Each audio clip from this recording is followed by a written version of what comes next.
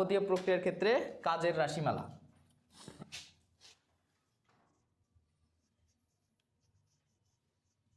তাপগতীয় প্রক্রিয়ার কাজের রাশিমালা। প্রথমে ধরো আমরা যে প্রক্রিয়াটা নিচ্ছি এটা হচ্ছে সমচাপীয়।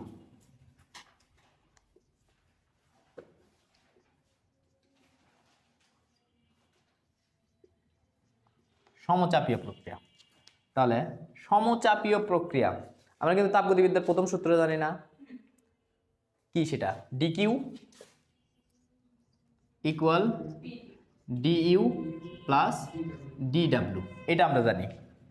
তো সমচাপীয় প্রক্রিয়া কি বলছে? সমচাপীয় প্রক্রিয়া আমাদের বের করতে হবে কাজ, সমচাপীয় প্রক্রিয়ায় কাজ। তাহলে দেখো, মনে করো একটা সিলিন্ডারের ভিতরে গ্যাস নিছো, ঠিক আছে? তো এই সিলিন্ডারের ভিতরে গ্যাস আছে,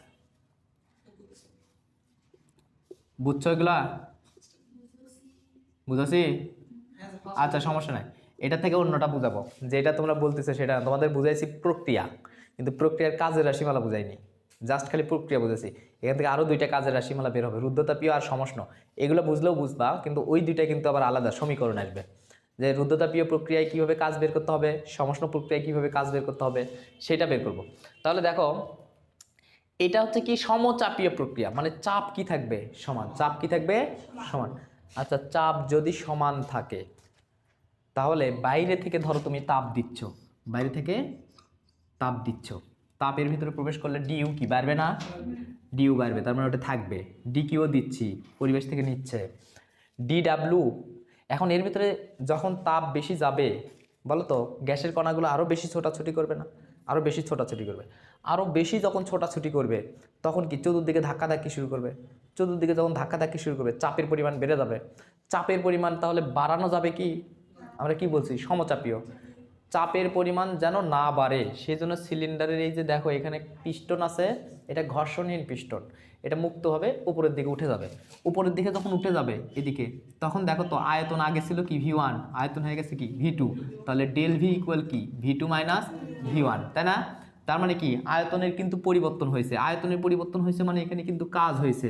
তাহলে এই কাজটা পি ডিভি হবে। আমি এই সমীকরণ প্রতিপাদন করাইছিলাম, মনে আছে? তাহলে এই ক্ষেত্রে কাজ হবে কি? DW equal PDV. তাহলে এটা কার ক্ষেত্রে?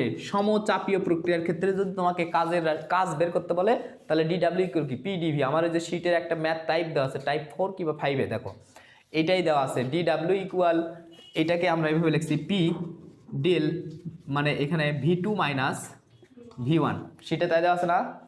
দেখো একটা সূত্র নির্দিষ্ট, এটা হলো সমচাপীয় প্রক্রিয়া। আচ্ছা, সম আয়তনীয় প্রক্রিয়া যদি হয়, সম আয়তনীয়, এই দুইটা আগে করাইছি। সম আয়তনীয় প্রক্রিয়া, তো সম আয়তনীয় প্রক্রিয়ায় কাজ কি হবে? আমরা জানি D Q equal D U plus P D V, মানে ডিডাব্লিউ, এটা তো ডিডাব্লিউ ছিল, ডিডাব্লিউ এটাকে এভাবে লিখতে পারি ডিইউ প্লাস পি ডিভি। আচ্ছা, কোনো সিলিন্ডারের ভিতরে গ্যাস আছে, সেটা যদি সম আয়তনে রাখতে চাও তাহলে এটাকে একবারে মনে করো কি আটকাই দিলা, আয়তনের কোনো চেঞ্জ হবে না। আয়তন আদিতেও যা ছিল শেষেও তাই ছিল। আয়তনের যদি পরিবর্তন না হয় তাহলে কি কাজ হবে? ডিডাব্লিউ ইকুয়াল কি পি ডিভি, তারপরে P into V2 minus V1, দুইটাই যদি সমান হয় তাহলে দেখো তো P into V minus V মানে কি 0 না? তাহলে কি কাজ হবে? তার মানে কি সম আয়তনীয় প্রক্রিয়ায় কোনো কাজই বের করতে পারবে না। যদি তোমাকে বলে যে সম আয়তনীয় প্রক্রিয়ায় কাজ করতে হবে, সম আয়তনীয় প্রক্রিয়ায় কোনো কাজ নাই। যদি কোনো কিছু স্মরণ না ঘটে তার কি কাজ আছে? তো এই গ্যাসটা কি স্মরণই হচ্ছে না, তার দূরত্বই যাচ্ছে না, সে কি আয়তনের চেঞ্জ করতেছে না, যা ছিল আদিতে সেটাই আছে, তাহলে কাজ হবে? হবে না। তাহলে সমচাপীয় প্রক্রিয়ায় কাজ এটা, সম আয়তনীয় প্রক্রিয়ায় কাজ কত?